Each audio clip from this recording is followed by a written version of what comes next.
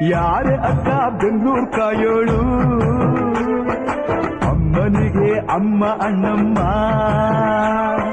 ಯಾರೋ ತಮ್ಮ ಕರ್ಗಾನ್ ಮೆಚ್ಚೋಳು, ಮಲ್ಲಿಗೆಯ ಮುಡಿಯೋ ಅಣ್ಣಮ್ಮ. ನಮ್ಮೂರ್ ಜಾತ್ರೆ ನೋಡಿ ಬನ್ನಿ ಬಾಸ್. ಗುಂಪು ಗುಂಪಲಿ ಗೌರಿ ಗಂಗೆ, ಬಣ್ಣ ಬಣ್ಣದ ಚಿಟ್ಟೆ ಹಂಗೆ, ನೋಡೋಕೆ ಸಾಲಾಗಿಲ್ಲ ಎರಡು ಕಣ್ಣು.